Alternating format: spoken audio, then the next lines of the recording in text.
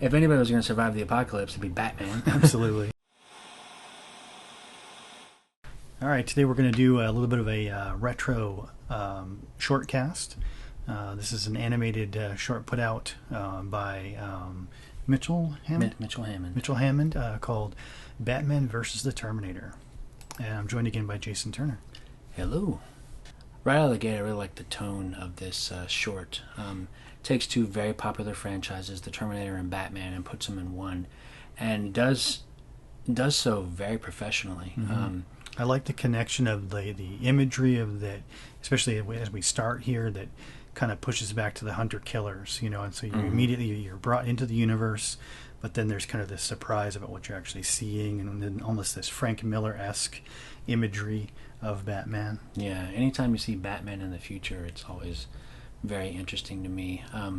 The music and the sound design for this was brilliant as well. It felt very 80s, but the animation, one guy, Mitchell Hammond, did the animation all by himself, and I've actually come into contact with him, and I asked him a little bit, and he's actually done some interviews about this, but it's got like over 2 million views on YouTube, and we'll link it below. Yeah. But it's a genius idea, because, like you were saying, if anybody was going to survive the apocalypse, it'd be Batman. Absolutely. And I like how it shifts away from Batman for a little bit and goes to the Resistance fighters, and harken completely to James Cameron's original visions in it. I mean, it captures the feel, but it also is telling its own story. And a little bit of trivia: if you look at this girl in this little animation clip, she kind of resembles a character that you are familiar with, Motoko. Oh, yes. The Major from Ghost in the Shell. Absolutely, yeah, I can see that. He said he kind of modeled her based on her. I love that crunch. Yep. It crunches onto the body, and then, get the reveal of the Terminator. Yeah, there's nothing more terrifying than, an unstoppable killing chrome skeleton.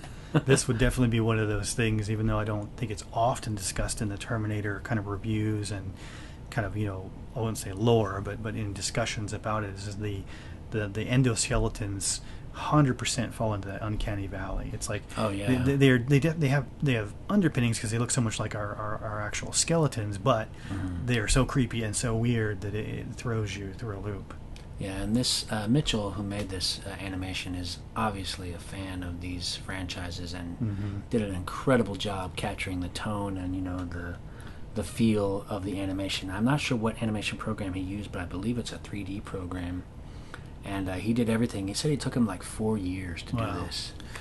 And the music and the sound design is great. It almost leaves it at a cliffhanger. There's all this incredible buildup and this tension, and you're rooting for Batman, and seeing how he has this slight kind of connection to the Resistance, in the future, like you imagine you probably would, but he succeeds in ways other people failed, and he's kind of getting close to the core of the machine, and maybe going to, turn the tide of the war. So you really want to see that. So yeah, I mean, if Mitchell would want to get back into this and I don't know if bring on some support to it, but help him develop it, I mean, I think there's plenty of stories that could be told. And I think he would be actually a really good animation director, because he actually does a lot of cinematic tricks. Whenever the Batmobile jumps off the mountaintop, it suddenly transitions to a big giant bat with lightning behind him, which is obviously a nod to Frank Miller's Dark Knight Returns. Yeah. And I love how Batman's got riot gear. It's like, riot gear is something that would make him survive. And I love how he has a little annotation. He says, "Hold up, fanboy, it's just a grapple gun." Yeah. Because, what's funny is, I have a tremendous amount of respect for somebody like Mitchell, who takes his fandom and takes it to the next level. And what's genius about this is that this is two franchises that would never, ever come together. It would take a lot of, ink and money changing hands to make this kind of film happen. Although there was kind of a heyday there in the 90s in the comic world, when you got things like Terminator versus RoboCop, there was one with aliens, or it was Alien versus Predator and things like that, which I feel this is, it has those tones, and so I could see this in print, but definitely would like to see more of an animated version. This feels like a larger story, but it's just a really good tease of a bigger concept. Mm-hmm. And I once again I have to applaud the animator for his, I mean, just genius work of blending all these ideas together, the colors, the tones. Animation is not easy, and I have an amazing amount of respect for animators. I know a few animators myself, and when I share this with them, they're like, wow, this is really impressive, you know, and it's like, it's one guy, you know, and it's sometimes animation is a very thankless art. Yeah. I have to give a shout out to my buddy Trent Coffin, who's done a lot of animation. It's like something like this where you have, it's the future, you know, the machines are taking over, and this is pretty much like an R-rated kind of feel. He's a man of action, you know. This doesn't require any detective work. This is mostly, you know, him having the gear to break into Cyberdyne and you know, possibly shut it down, you know, which would be cool.